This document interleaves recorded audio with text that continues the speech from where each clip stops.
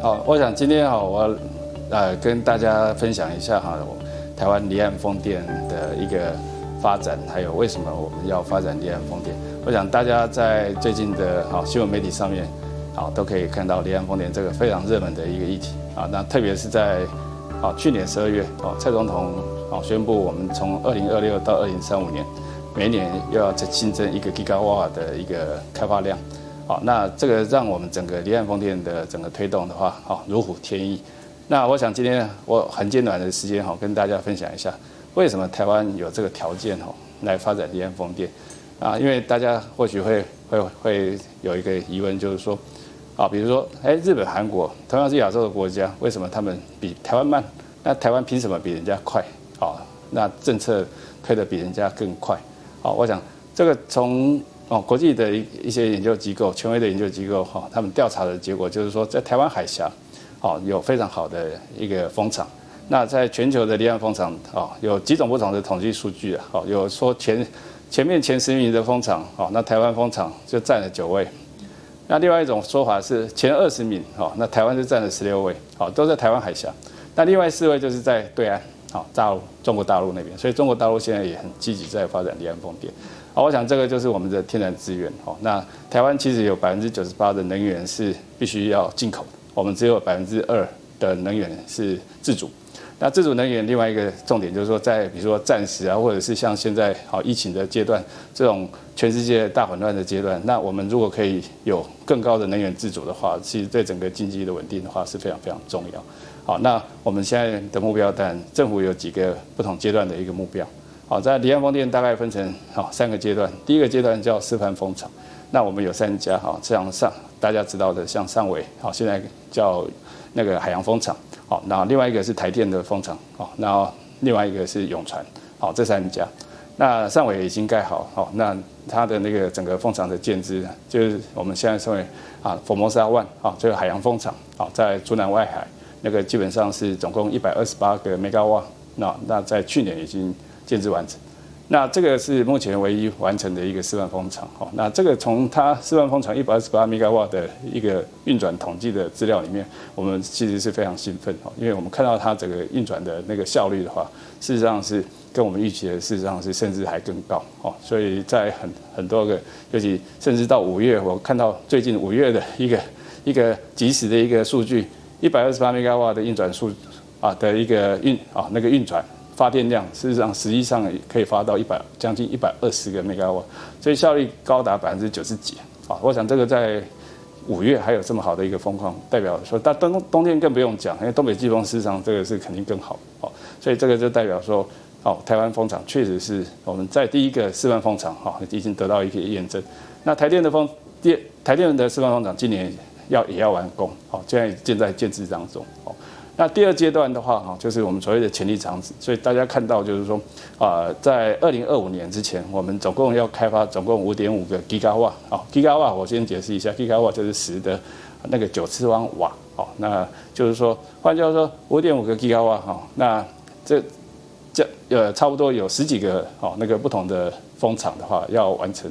那个建制在2025年。那它分阶段不同的阶段的话，那这个阶段的依据事实上是根据台电在那个我们西部海域的一个并接点因为我们现在目前没有足够的容量可以把这么多的发电量并接进来，所以台电要逐年去扩充它的那个并接点的容量。所以于是呢，我们就分年可以把这些的这个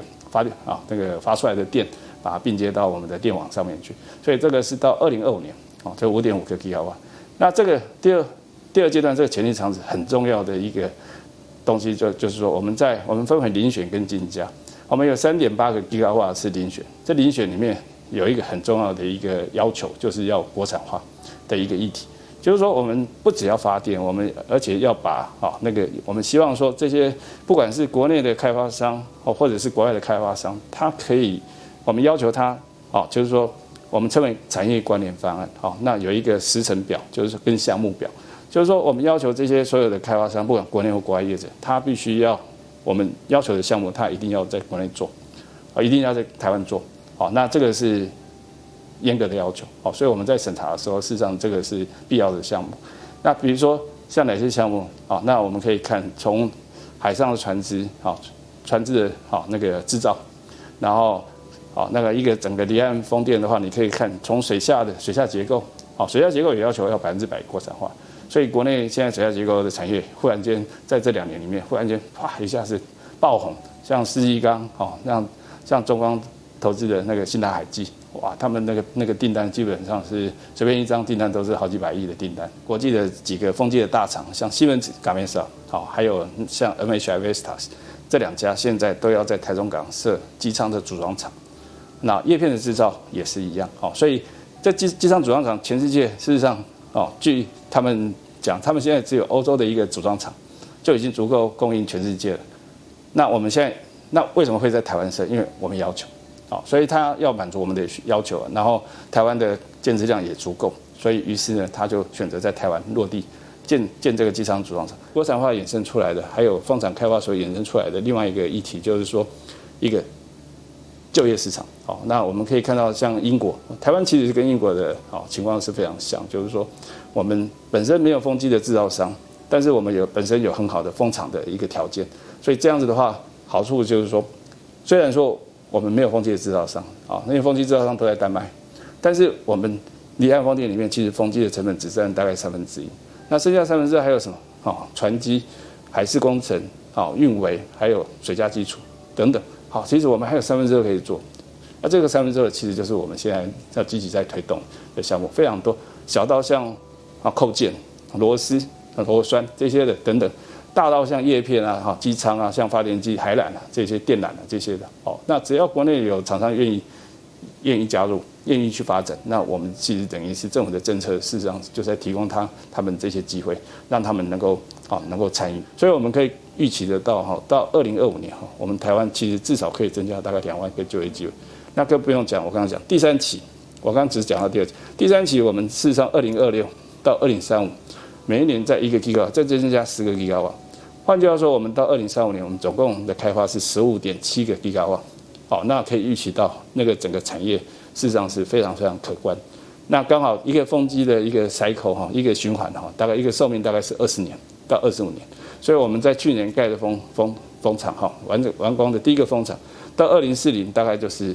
可以准备除役。那除役以后拆掉以后，那在2040还有更好的机组的技术，那我们事实上会把它拆掉，然后拆掉以后再盖更好的一个，那就变成一个永续的一个循环。一个300 MW 的风场，你就可以看到它至少要600亿。好，所以台湾要，比如说我们到2025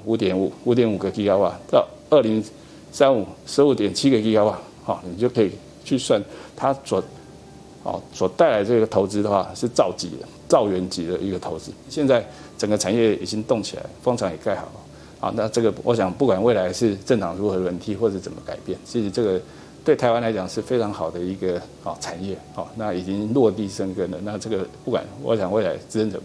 没有人会把一个很好的东西把它拿掉。我想这个就是说撇开政治议题之外，那一个真正对台湾来讲